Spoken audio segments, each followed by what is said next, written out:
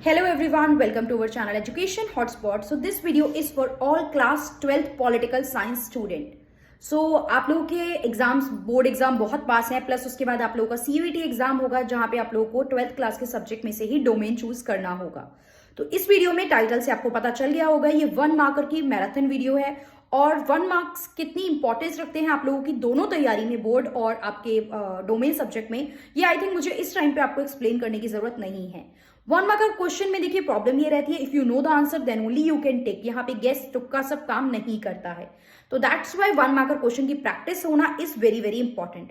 Plus अगर आप 1 marker question की प्रैक्टिस करते हैं तो सिर्फ वो 1 मार्कर क्वेश्चन नहीं, वो कंसेप्ट भी I try to cover that. जब मैं आपको वो क्वेश्चन समझाऊंगी तो मैं उससे रिलेटेड आपके कंसेप्ट भी कवर करने की कोशिश करूंगी, तो वो आपको लॉन्ग आंसर्स में भी हेल्प करेगा। तो बहुत ज्यादा टाइम आप लोगों का नहीं लूंगी, बस ये बता रही हूँ इस वीडियो में क्या कवर होने वाला है। वीडियो में आगे आपको कॉपी पेन के थ्रू एमसीक्यू मिलने वाले हैं, 25 से 26 एमसीक्यू की ये वीडियो रहने वाली है और इसी और मैराथन वीडियोस आप लोगों के बीच में पॉलिटिकल साइंस की आने वाली है।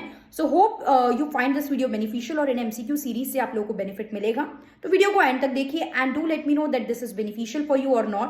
And if you have any doubt in any kind of specific topic in your political science, then you can also mention it in the comment box or you can mail me on my mail ID, that is educationhotspot0@gmail.com.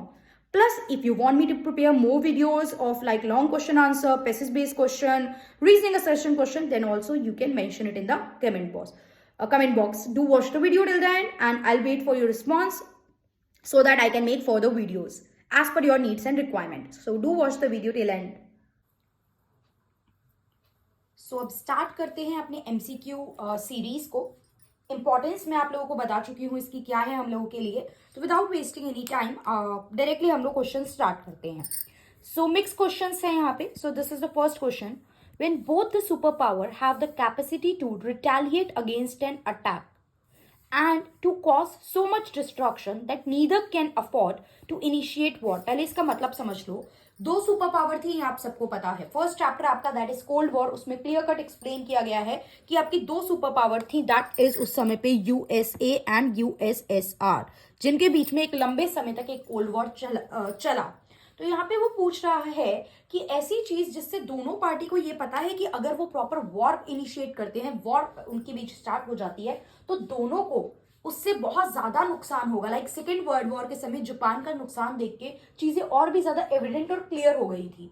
तो उस नुकसान को सोचते हुए, overall नुकसान को सोचते हुए, दोनों में से कोई भी कंट्री वॉर इनिशिएट करना ही नहीं चाहती है। दैट्स वाई ये वॉर एक कोल्ड वॉर बन के रही। तो ये पर्टिकुलर जो कंसेप्ट था, ये क्या कहलाता है? This is known as logic of deterrence. Clear?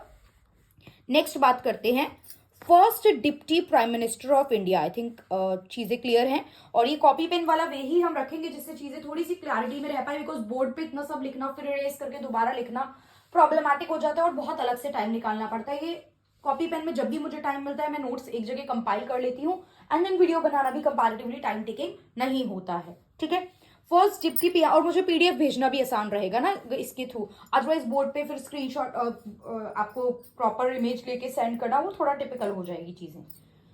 और पीपीटी बना के स्मार्ट बोर्ड तो है नहीं, थोड़ा लिमिटेड, हम लोग एक गरीब चैनल की कैटेगरी में आते हैं, वी आर लिटिल बिट गरीब यूट्यूबर्स, बीपीएल वाले यूट्यूबर्स हैं, तो वो स्मार्ट बोर्ड वाले कंसेप्ट से अभी हम काम नहीं कर रहे हैं। ठीक है, first deputy prime minister of India की अगर हम बात करें तो who is that? Sardar Vallabh भाई पटेल। आफ्टर इंडिपेंडेंस सरदार वल्लभ भाई पटेल को क्या दिया गया था? इंटीग्रेशन का काम भी दिया गया था। तो यहाँ पे सरदार वल्लभ भाई पटेल को क्या, ये जो आपके फर्स्ट डिप्टी प्राइम मिनिस्टर भी बने, प्लस ये फर्स्ट होम मिनिस्टर भी बने थे इंडिपेंडेंट इंडिया के। जब 1947 में इंडिया को इंडिपेंडेंस मिली, उसके बाद आपने कॉन्स्टिट्यूशन लिखना स्टार्ट करा एंड आपकी जब गवर्नमेंट फंक्शनिंग में आई, तब आपके पास एक और मेजर काम था कि सबको फंक्शन असाइन करने, पोर्टफोलियो यानी मिनिस्ट्री देना कि कौन किस पर्टिकुलर फंक्शन से रिलेटेड काम देखेगा। तो यहाँ पे ही was the home minister as well as the deputy prime minister. Question ये भी आ सकता है, who was the first deputy prime minister as well as the home minister. Next question is two nation theory propounded by. अब question ये भी आ सकता है कि कब प्रोपाउंड की गई? 1940 में ये टू नेशन थ्योरी प्रोपाउंड की गई थी। What was this theory? कि दो नेशन बनने चाहिए, जो आगे जाके Mountbatten, Lord Mountbatten, who is the last viceroy of India, British India के लास्ट वाइसराय रहे थे, उन्होंने जब ये चीज अपनी माउंटबेटन प्लान 3 जून 1947 को डिक्लेयर करा, जिसमें उन्होंने कुछ बातें लिखी थी कि 15 अगस्त तक हम इंडिया को फ्री करके चले जाएंगे, प्लस इंडिया पाकिस्तान 2 नेशन बनेंगे ही बनेंगे। 1940 पे आपके जो थे मुस्लिम लीग जो थी उसने ये कंसेप्ट दिया था कि यार हमें 2 नेशन चाहिए। मुस्लिम लीग जो ग्रुपिंग थी उसने ये कंसेप्ट दिया था कि हमें 2 नेशन चाहिए, जिसपे आगे जाके बात हुई। मोहम्मद अली जिन्ना को समझाने के लिए बहुत से कोशिश किए गए कि यार 2 नेशन और अलग कॉन्स्टिट्यूशन की बात छोड़ दो, लेकिन वो नहीं समझे और एट लास्ट इंडिया पाकिस्तान का डिवीजन हुआ। तो लॉर्ड माउंटबेटन ने अपने प्लान में लिखा था कि 15 अगस्त को हम इंडिया को फ्री कर देंगे, इंडिया पाकिस्तान 2 सेपरेट नेशन बनेंगे, जिसको इंडिया के साथ जाना है वो वहां जाए, जिसको पाकिस्तान के साथ जाना है वो वहां जाए, ठीक है। बाकी किसी को अपने नेशन बनाने हैं सेपरेट तो अब वो भी बनाइए, ये चीज थी। Next question is expand NCR, अगर फुल फॉर्म आता है यहाँ पे तो ये वर्ड जो था ये इसका एक्चुअल जो मीनिंग है अलग अलग, ये याद रखना, बिकॉज ऑप्शन में एनसीआर से ही रिलेटेड सारे आपको वर्ड शुरू होते हुए मिलेंगे, तो ये कंफ्यूज कर सकता है। एक भी में कंफ्यूज हो गए तो ये पूरा गलत हो जाएगा। N stand for nationalist, catalyst and realist. What was that? Nationalist, catalyst and realist. Clear? Fifth is initially Indian leader decided the linguistic basis of state in 1920। देखो बाद में जो डिमांड चली है आपकी कि लिंग्विस्टिक बेसिस पे करो, जो साउथ में डिमांड चल रही थी, जिसमें पोटी श्रीरामलू जो थे वो फास्ट एंड टू डेथ पे भी बैठे, ये सब चीजें थी। लेकिन इससे पहले भी बात हुई थी, बिफोर इंडिपेंडेंस भी ये बात हुई है कि लिंग्विस्टिक बेसिस पे हम स्टेट को डिवाइड कर दें क्या। तब तो डिस्कशन चल रही थी करना चाहिए नहीं करना चाहिए, फिर आगे इस तरीके से लोग अपने अपने प्रपोजल्स रख रहे थे। तो यहाँ जो पहले 1920 में डिस्कशन हुआ था that was in the Nagpur session. ये सेशन किसका था? आईएनसी का। क्या होता था आईएनसी, जो कि 1885 में क्रिएट की गई थी पार्टी एओ ह्यूम के द्वारा, जो क्या था अपनी बातें ब्रिटिशर तक पहुंचाना वाला काम जो था ये आईएनसी करती थी। डिटेल में we will not go into INC and its function and its history और इवोल्यूशन, वो नहीं देखना है। बट आईएनसी हर साल मिलती थी so that they can discuss उनका फ्यूचर प्लान ऑफ एक्शन क्या रहेगा और प्रीवियसली उनका प्लान ऑफ एक्शन क्या रह चुका है। तो उस जो भी जहां पे भी उनका मीटअप होता था वो उनका बन जाता था session. So this was Nagpur session. Next is the movement launch by, आ गया ये question, Potti Sriramulu, which begin in Telugu, Telugu में स्टार्ट, तेलुगु स्पीकिंग एरियाज में स्टार्ट हुआ, ऑफ ओल्ड मद्रास प्रोविंस। अब ये बात तो यहाँ पे यही हो रही थी ना, लिंग्विस्टिक बेसिस पे बनाओ, तो एक मूवमेंट उन्होंने स्टार्ट करा था मद्रास में ऐसी जगहों पे जहां पे तेलुगु स्पीकिंग पीपल हैं। किसने? पोटी श्रीरामल्लू ने। तो क्या नाम था उस मूवमेंट का? The movement name was Vishalandhra movement. Clear? Vishal Andhra movement. Vishal Andhra movement किसने स्टार्ट किया? पोटी श्रीरामल्लू ने। कौन सी लैंग्वेज स्पीकिंग पीपल यहाँ पे थे? तेलुगु। किसी भी तरीके से क्वेश्चन आ सकता है। और देखो जब ये नागपुर सेशन, पोटी श्रीरामल्लू, ये लाइन जब आप पढ़ रहे हो तो बहुत सारे छोटे छोटे 1 मार्कर से आपका एक डिटेल आंसर और डिटेल कंसेप्ट भी कवर होगा। अभी तो स्टार्टिंग है एकदम से तो इतना सब नॉलेज नहीं मैं एक वीडियो में सब कुछ आपको दे सकती हूँ, but yes when you will able to watch 8 to 10 videos जब आप देख लोगे तब आपके पास एम्पल अमाउंट ऑफ कंटेंट होगा कि आप 3 to 4 मार्कर वीडियोस भी क्वेश्चंस भी कवर कर सकोगे। एंड अगर आपको चाहिए कि मैं 3, 4 और 6 मार्कर की भी वीडियो बनाऊं क्वेश्चंस की, then you can also mention it in the comment box. आपके रिस्पॉन्स पे डिपेंड करता है। If you want then I will also create the video और in detail. First earth summit कब हुआ? ये देखिए जब एनवायरमेंट के टुवर्ड्स लोग कंसर्न होने लगे तो यहाँ पे उससे रिलेटेड बहुत सारी अलग अलग चीजें आने लगी, ठीक है। तो इसी में एक था अर्थ समिट, रियो समिट जिसे बोलते हैं, बिकॉज रियो में हुआ ये ब्राजील के। तो ये कहाँ पे हेल्ड हुआ अगर ये पूछा जाए तो इट हेल्ड एट ब्राजील। जून 1992 में हुआ था, ये याद रखना है। ब्राजील में एक प्लेस है रियो डी जेनेरियो, तो अर्थ समिट इसको रियो समिट भी बोला जाता है। ये दोनों सेम ही चीजें हैं। Next is Kyoto protocol. Kyoto protocol के ऊपर क्वेश्चन आ सकता है, क्योटो प्रोटोकॉल किस चीज से रिलेटेड है? तो क्योटो प्रोटोकॉल का मेन ऑब्जेक्टिव भी पूछ सकता है, 4 ऑप्शन देगा आपको। तो क्योटो प्रोटोकॉल सुनते ही आपके माइंड में एक वर्ड आ जाना चाहिए, that is green house gases. अब ऑब्वियस बात है ग्रीन हाउस गैसेस को कोई बढ़ाना, उनका यूजेस को बढ़ाना तो नहीं चाहेगा। तो क्योटो प्रोटोकॉल था was to limit the uses of or was to reduce the uses of the greenhouse gases so that you can protect your environment, so that एक clean environment रह सके, बैलेंस रह सके उस चीजों में। क्लियर? क्योटो प्रोटोकॉल सुनते ही माइंड में ग्रीन हाउस गैसेस आ जाना चाहिए। फिर it is operationalize by, operationalize किसके फंक्शन को ऑपरेशनलाइज करने के लिए बनाया गया था? That is UNFCCC। एक ऑर्गेनाइजेशन था, एक आर्म है, प्रिंसिपल ऑर्गन नहीं है ये यूनाइटेड नेशन का। प्रिंसिपल ऑर्गन पे आगे वीडियो में बात कर लूंगी। वैसे 6 होते हैं, याद होंगे सबको आज अब जब आप ये वीडियो देख रहे हो, बिकॉज अब लास्ट टाइम आप पढ़ चुके हो। What was the 6th principal organ of United Nation? Number 1 is United Nation, यहां पे लिख लेते हैं, United Nation General Assembly. Number 2 is United Nation Security Council. Number 3 is trusteeship. Then trusteeship आज की डेट में फंक्शनिंग में नहीं है। इकोसॉक, Economic and Social Corporation. The secretariat, जो मेन इनका हेड ऑफिस काइंड ऑफ होता है, जहां पे सारे डिसीजन लिए जाते हैं। स्पेलिंग गड़बड़ हो गई है, बट ये द सेक्रेटेरिएट है। एंड देन आपका है ICJ, international court of justice. ये 6 मेन ऑर्गन है। तो ये डायरेक्ट मेन ऑर्गन नहीं है, ये स्पेसिफिक फंक्शन के लिए बनाया गया है। As you can see by the full form, it is the framework convention on climate change. Clear? United nation framework convention on the climate change. Next question is which organ of United nation formed to entrust development and security to the decolonized country? United nation का ऐसा कौन सा organisation है जो ऐसी country को security provide करता है जो कि डीकॉलोनाइज है? Now what does this word decolonize means? देखिए, आई एम ट्राइंग, मैं मैक्सिमम क्वेश्चन ही कवर करूं, इधर उधर बकवास ना करें हम, सो दैट मैक्सिमम कम टाइम में ज्यादा चीजें मैं आप तक डिलीवर कर पाऊं। क्लियर? कॉलोनाइज मतलब क्या होता है? जब एक कंट्री दूसरे को कैप्चर कर लेती है, पॉलिटिकली, इकोनॉमिकली, सोशली, हर तरीके से इन्फ्लुएंस कर रही है, डिसीजन उसके खुद ही ले रही है। डीकॉलोनाइज क्या हो गया? वो कंट्री जब दूसरी कंट्री ने उसकी कॉलोनी से बैक स्टेप ले लिया, अब वो कॉलोनी नहीं रही है। Once it was a colony, but now वो आज की डेट में एक फ्री और इंडिपेंडेंट नेशन है, लाइक इंडिया, लाइक अमेरिका। तो एक टाइम पे कॉलोनी थे ना ये, बाद में ये डीकॉलोनाइज हो गए। इंडिया जो है वो ब्रिटेन की कॉलोनी रहा, तो आज की डेट में एक डीकॉलोनाइज नेशन है। तो यूएन का ऐसा कौन सा ऑर्गन है जो ऐसी पर्टिकुलर कंट्रीज के लिए काम करता है? तो the organization was trusteeship council. अभी अभी मैंने आपको बताया कि आज की डेट में ट्रस्टीशिप फंक्शनिंग में, ऑपरेशन में नहीं है, अब ये काम नहीं कर रहा है, अब ये कहीं सिक्योरिटी और इन सब चीजों की बात नहीं करता है डीकॉलोनाइज नेशन में। क्लियर? तो कब लास्ट इसने अपना सस्पेंड कर दिए थे फंक्शन? 1994 में लास्ट 1 नवंबर तक इसने काम किया, उसके बाद इसको सस्पेंड कर दिया गया।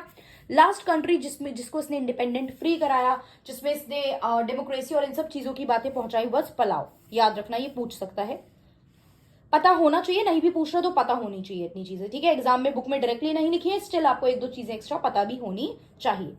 Name the administrative office of UN. मैंने अभी बोला सारे ऑफिशियल वर्क वगैरह यहाँ सेक्रेटेरिएट में होते हैं। तो एडमिनिस्ट्रेटिव ऑफिस, एडमिनिस्ट्रेटिव मतलब जहां पे एडमिनिस्ट्रेशन क्या होता है, आपके स्कूल्स में एडमिनिस्ट्रेटिव डिपार्टमेंट होता है जो फीस देख रहा है, कुछ फॉर्म सबमिट कराना है तो एडमिनिस्ट्रेशन में जाके कराओ। तो एडमिनिस्ट्रेशन इज मोस्टली लाइक जो ऑफिशियल फॉर्मल थिंग जहां पे पेपर वर्क और ये सब चीजें होती हैं। तो एडमिनिस्ट्रेटिव ऑफिस हो गया यूनाइटेड नेशन का secretariat. UN is the successor of. UN किसका सक्सेसर है? तो आप देखिए, सक्सेसर क्या होता है? +1, प्रेडिसेसर क्या होता है? -1। तो सक्सेसर मतलब यूएन से पहले भी कुछ था? बिल्कुल था। फर्स्ट वर्ल्ड वॉर के बाद 1920 में एक बॉडी बनाई गई थी, that is league of nation. किस लिए बनाई गई थी? To maintain the peace and security among the nation. कि जिस तरीके से ये फर्स्ट वर्ल्ड वॉर हुई है, उस तरीके की लड़ाइयां नहीं होनी चाहिए, and in the world peace and security बनी रहनी चाहिए। लेकिन हमने देखा कि पीस एंड सिक्योरिटी बनाने में लीग ऑफ नेशन फेल हुआ, क्योंकि सेकेंड वर्ल्ड वॉर भी हुई, मोर डिवास्टिंग, ज्यादा भयंकर, ज्यादा भयानक, ज्यादा नेगेटिव इंपैक्ट के साथ। The resultant is the bomb dropping in the Hiroshima and Nagasaki. What was the name of the bomb? Fat Man Little Boy was the name. Yes, वो bomb गिराया गया, was the nickname of that, name given to the bomb was Fat Man and Little Boy. तो ये चीज हुई। तो उसके बाद एक ऑर्गेनाइजेशन क्रिएट दोबारा से की गई इसी चीज के लिए, with some broader objective, with some broader scope, that was united nation in the year 1945। Clear? Next is salt 1। देखिए, कोल्ड वॉर वाले चैप्टर में लास्ट में कुछ ट्रीटी दी गई है आपको, तो ये ट्रीटी यार थोड़ा सा देख लेना, ये ट्रीटी करके चले जाना। ठीक है? आज की वीडियो में तो लिमिटेड ही मैं रख रही हूँ कंटेंट, बट या फर्दर वीडियोस में मैं और मैक्सिमम कंटेंट लेके आऊंगी। प्लस मैं ट्राई करूंगी कि मैं रीजनिंग असर्शन क्वेश्चन भी इनमें ऐड कर पाऊं, but that depend on your response, on your like कि you whether you want it और not. Because if student don't want and they don't want, then purpose नहीं फुलफिल हो पाएगा इस चीज का। राइट? चलिए, SALT 1, strategic arms limitation talk. सबसे पहले तो फुल फॉर्म याद रखनी है। स्ट्रैटेजिक आर्म्स वेपन्स होते हैं, किस किस के बीच हुई? यूएसए और यूएसएसआर। यही सुपर पावर चल रही थी इनके बीच में, 1972 में हुई है। क्लियर? कौन थे यूएसएसआर को लीड कर रहे थे उस टाइम? Leonid Brezhnev. ये नाम याद रख लेना, 2-3 बार पढ़ोगे, रट्टा नहीं मारना है नामों का, ऑप्शन में मिल जाएगा तो बहुत इजीली टिक कर लोगे। राइट? देन आपके हैं यूएसए के रिचर्ड निक्सन, ये दोनों नाम याद रखने हैं। हो सकता है कंट्री का नाम दे दे तो बहुत इजी हो जाएगा, बट ये नाम भी दे सकता है ऑप्शन में। हो सकता है यूएसए से जॉर्ज बुश दे दे, कंफ्यूज हो जाओगे क्योंकि बुश वॉज देयर, बट याद रखना है सॉल्ट 1 में कौन था, 2 में कौन था। क्लियर। ये ट्रीटी किस रिगार्डिंग थी कि लिमिटेशन लगानी है एंटी बैलिस्टिक मिसाइल सिस्टम में। क्लियर। नेक्स्ट इज फर्दर बात करते हैं क्वेश्चन नंबर 13 की। Question number 13 is SALT second. Clear. It is related to SALT second. Full form same है, strategic arms limitation talks. Second हो गया ये बिटवीन यूएसएसआर एंड यूएसए 79 में हुआ था, वो 72 में था, तो सेकेंड जो था वो 79 में हुआ। यूएसएसआर से सेम पर्सन थे आपके लियोनिड ब्रेजनेव। अब ये देखो याद रखना आसान है, यूएसएसआर से सॉल्ट 1 सॉल्ट 2 में एक ही नाम है, याद रहेगा। यूएसए से डिफरेंट है यहां भी। अब सॉल्ट सेकेंड में कौन है, Jimmy Carter was a person. Clear. ये क्या था कि जो स्ट्रैटेजिक ऑफेंसिव आर्म है उन पे लिमिटेशन लगानी है। वहां पे क्या नेम लिखा था, एंटी बैलिस्टिक मिसाइल। अब सॉल्ट 1 सॉल्ट 2 कंप्लीट, तो स्टार्ट 1 स्टार्ट 2 आ गया। स्टार्ट 1 स्टार्ट 2 ये दोनों भी यूएसए और यूएसएसआर के बीच में हुआ है, मतलब चारों ट्रीटी देखो चैप्टर 1 में है। चैप्टर 1 कोल्ड वॉर है, कोल्ड वॉर दो नेशन यूएसए एंड यूएसएसआर, तो ट्रीटी तो ये चारों salt 1 salt 2 start 1 start 2 USA और यूएसएसआर के बीच में हुई है। तो कंट्री के नेम से क्वेश्चन दे तो बहुत इजी हो जाएगा आप लोगों के लिए, लेकिन ये नाम से क्वेश्चन दे सकता है, आप फंसोगे तो नामों में फंसोगे। क्लियर। स्टार्ट 1 जो था आर्म रिडक्शन ट्रीटी थी, यूएसए से जॉर्ज बुश थे एंड यूएसएसआर से मिकाइल गॉर्बाचेव थे, 1991 में हुआ। क्लियर। अब ये जो था स्टार्ट सेकेंड ये 1993 में हुआ है। अब देख रहे हो यहाँ पे डिसइंटीग्रेशन हो चुका था ना यूएसएसआर का, 91 वाले टाइम पे तो यूएसएसआर के साथ हुआ है, राइट। लेकिन 1993 तक यहाँ डिसइंटीग्रेशन वाला पार्ट हो गया था, तो this deal was between USA and Russia. Clear. Russia नाम है या यूएसएसआर नहीं है, याद रखना स्टार्ट सेकेंड में। यूएसए से अगेन जॉर्ज बुश है यहाँ पे, रशिया से आपके बोरिस येल्सिन है। ऊपर यूएसएसआर से कौन थे, मिकाइल गॉर्बाचेव, यहाँ पे कौन है, Boris Yeltsin. Clear. Shock therapy वगैरह इन सब में नाम पढ़ा होगा ना इनका, नहीं पढ़ा तो हम आगे और क्वेश्चन कवर करेंगे जिससे ये कवर हो जाएगा। आगे पढ़िए। The next question 16 is the UN operation during the first Gulf War. First Gulf War के टाइम पे UN ने एक ऑपरेशन कंडक्ट किया था, 4 नाम देगा ऑपरेशन के, पूछेगा what was the name of that operation. So the name of that operation is Operation Desert Storm.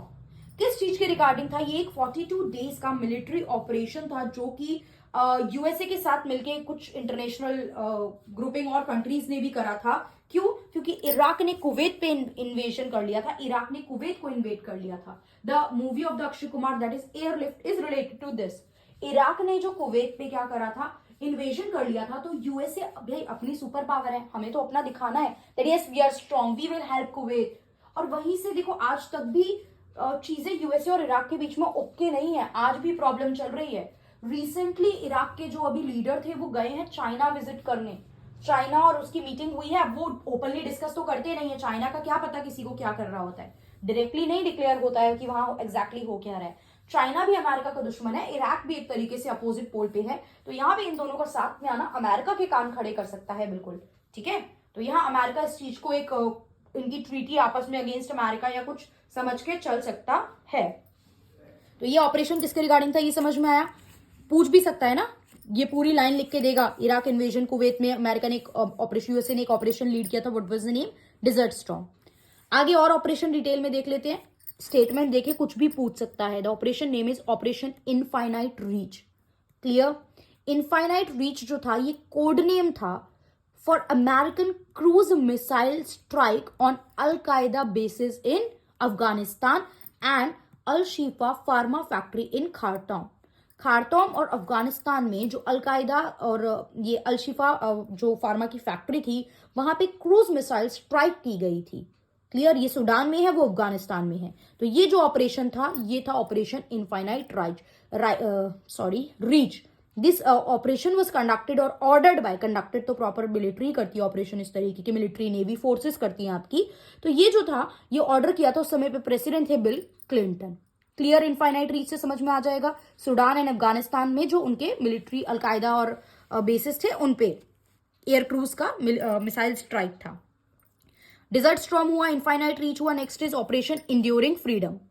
Enduring, ये देखिए हम जब आपके यहाँ 20-22 क्वेश्चन इस पर्टिकुलर वीडियो में कवर कर रहे हैं ना, तो इनसे कुछ एक्स्ट्रा इन्फॉर्मेशन भी आपके पास जा रही है, ठीक है। और इस तरीके से भी रिवीजन कर लोगे लास्ट मोमेंट पे तो काफी चीजें क्लैरिटी रहेगी, काफी चीजों की क्लैरिटी आपको एग्जाम के रिगार्डिंग रह जाएगी अगर आप ये सब पढ़ के चले जाते हो, ट्रस्ट मी गाइस, ठीक है। एंड अगर आपका रिस्पॉन्स रहेगा पॉजिटिव आता है तो इस तरीके की मल्टीपल वीडियोस, मैराथन वीडियोस में आप लोगों को प्रोवाइड करूंगी टिल योर एग्जामिनेशन, ठीक है। इंड्योरिंग फ्रीडम जो था ये एक नेम था जो यूएस गवर्नमेंट ने दिया था, जो अफगानिस्तान 2000 से एक से लेके 21 तक वो कॉम्बैट टू टेररिज्म वाला पॉइंट चल रहा था, यूएस अब टेररिज्म के अगेंस्ट स्टेप ले रहा था, अलकायदा, तालिबान, इन सब के अगेंस्ट जो थे कुछ ऑपरेशंस अलग अलग कंडक्ट कर रहा था। तो ये जो पूरा एक स्केल था, ये जो पूरा ऑपरेशंस का एक वॉर का जो पूरा वो था, एक जर्नी थी, उसको यहाँ पे इंड्योरिंग फ्रीडम बोला गया। Official name used by the US government for both war in Afghanistan and global war on terrorism पे जो वो एक लड़ाई लड़ रहा था in response to what 9/11 attack. पूछ सकता है 9/11 अटैक के रिस्पॉन्स में एक प्रॉपर जो था ऑपरेशन कंडक्ट किया गया था बाय द यूएस गवर्नमेंट, एक ऑपरेशन था, एक उसका क्या नाम था, इंड्योरिंग फ्रीडम। एक पर्टिकुलर ऑपरेशन नहीं है, ये लंबे समय तक चलने वाला है, जो टेररिज्म के अगेंस्ट अमेरिका का स्टेप था वो चीज थी। Next, the first gulf war was referred to as the mother of all battle. ये एक स्टेटमेंट यूज की गई है कि जो आपकी पहली गल्फ वॉर थी वो मदर थी सारी बैटल की। देखिए इफ यू वांट आप मुझे कमेंट कीजिए, मैं आपको गल्फ वॉर पे भी वीडियोस प्रोवाइड कर दूंगी। वैसे तो डिटेल में आप लोगों की इतनी है ही नहीं, but yes if you want then I will try to explain all the Gulf war to you, ठीक है। ये स्टेटमेंट किसने बोली थी that this is the mother to all battle? Saddam Hussein ने। First gulf war was also known as video game war. क्यों इसको बोला गया? वाई? अब क्वेश्चन है क्यों इसको वीडियो गेम वॉर बोला गया? बिकॉज इसका जो था टेलीविजन कवरेज मल्टीपल लेवल पे हो रहा था, इस वॉर का टेलीविजन कवरेज बहुत ज्यादा था, दैट्स वाई इसको वीडियो गेम वॉर बोला गया। Next is system setup bye the US after second world war. एक सिस्टम यूएस ने सेट करा था सेकेंड वर्ल्ड वॉर के बाद, which still constitute basic structure of the world economy, जो आज भी एग्जिस्ट करता है और वर्ल्ड की इकोनॉमी को एक तरीके से वर्ल्ड की इकोनॉमी में उसका रोल है, बेसिक स्ट्रक्चर को इंक्लूड करता है, that is Brayton would system. Brayton would system के थ्रू ही आपकी इकोनॉमी के दो इंपॉर्टेंट ऑर्गेनाइजेशन और पिलर जो आज भी एक्सिस्ट करते हैं, दैट इज आईएमएफ और वर्ल्ड बैंक, IBRD, ये क्रिएट किए गए थे उस टाइम पे। Clear? Next question is dash was introduced by the US to provide financial help to Europe. ये जो था यूएस ने क्रिएट किया था कि हम यूरोप को फाइनेंशियल हेल्प करेंगे सो दैट वो अपनी इकोनॉमी को रिवाइव कर सके। यूरोप की economy was down at that time, तो यहाँ पे प्रेसिडेंट ट्रूमैन ने साइन करी थी इकोनॉमिक रिकवरी एक्ट नाम से एक ट्रीटी 1948 में। क्लियर? 1948 अप्रैल 3 में ये ट्रीटी साइन की गई थी और जिसको क्या बोला गया था? Marshall plan. मार्शल के साथ प्लान आ गया है। मार्शल प्लान इज समथिंग जो कि यूरोप की इकोनॉमी को रिवाइव करने के लिए किया गया था। By whom? By US. Question can ask in any way, Marshall plan किसकी इकोनॉमी को रिवाइव करने के लिए कंडक्ट किया गया? European Union. किसने? यूएसए ने ट्रीटी साइन करी थी। कब? 1948 में। यूरोपियन यूनियन कब स्टैब्लिश हुआ? 1992 में। ईयर याद रखना, डायरेक्ट क्वेश्चन, अभी और डिटेल बात करनी नहीं है। कब स्टैब्लिश हुआ? 1992 में। यूरोप के नेशंस, जो यूरोप के कुछ पार्ट्स थे, उनको मिला के एक ग्रुप बनाया। इनिशियली ब्रिटेन इसका पार्ट था, जब ये बना तो ब्रिटेन इसका पार्ट था, बट आज ब्रिटेन इसका पार्ट नहीं है। आज कुछ सालों पहले यहाँ पे एक आपके पास वर्ड है दैट इज ब्रेक्जिट, और ब्रेक्जिट का मतलब क्या होता है? Exit of Britain from European Union. Britain पहले इसका पार्ट था बट अब नहीं है। Clear? Next question is factual question है, the gold star in the flag of European Union का जो फ्लैग है, एक बार गूगल पे डाल के देखो या बुक में है, फ्लैग ऑफ यूरोपियन यूनियन, वो किसके लिए स्टैंड करता है? ये इसका मतलब है solidarity and harmony between the people of the Europe. Flag एक बार देख लीजिएगा, अपने आप और क्लैरिटी मिल जाएगी चीजों की। Last two question is the 12 star in the European Union flag is the symbol of. जो 12 स्टार है उसके पर्टिकुलर आपके फ्लैग में, वो किस चीज के सिंबल है? So these are the symbol of perfection, completeness and unity. एक वर्ड ऊपर नीचे करके दे सकता है, परफेक्शन के साथ मान लो कंप्लीटनेस की जगह कुछ और ऐड कर दे, यूनिटी की जगह कुछ और ऐड कर दे, तो आपको याद रखना है इट इज PUC या PCU या CPU करके याद कर लो, completeness, perfection and unity. Okay. FTA का मतलब क्या होता है? Free trade area. Free trade area क्या होते हैं? ऐसे ट्रेड एरिया जहां ट्रेड करना फ्री है। फ्री मतलब फ्री मतलब है टैक्स या इम्पोजिशन या रेस्ट्रिक्शंस उन एरियाज पे आप पे नहीं लगाई जा रही है। रेस्ट्रिक्शन मोस्टली आप पे जो इम्पोज की जाती है वो in the form of tax की जाती है। एंड व्हेन किसी एरिया के लिए हम फ्री ट्रेड एरिया यूज कर रहे हैं तो मतलब that is free from certain restriction in the form of taxation. Clear? So I hope ये जो इतने 26 क्वेश्चन हमने करे हैं वो आप लोगों को क्लियर हुए होंगे। I try to explain the things in detail. Video को बहुत ज्यादा 2-3 घंटे का भी नहीं रख रहे हैं। 20-25 मिनट के अंदर अंदर मैं आप लोगों को मल्टीपल मैराथन वीडियो प्रोवाइड करने की कोशिश करूंगी, जिससे आप कम समय में लास्ट टाइम पे भी इन वीडियोस को देख सके। अभी आप लोगों को अपकमिंग इंग्लिश का और बाकी एग्जाम आने वाले हैं, तो तैयारी अभी तो सबकी रख रहे हो। लास्ट टाइम पे जब एग्जाम होगा तभी आप ये वीडियोज मल्टीपल जो है बार बार ये चीजें देखोगे। तो I hope that sort of help you. So that's all for this video. If you want me to make more such videos, then do mention in the comment box. And if you actually like the video and find this video beneficial, then do like it. And if you are new to the channel, then subscribe the video and share this video with all your friends or classmates. So that's all for this video. Thank you for watching.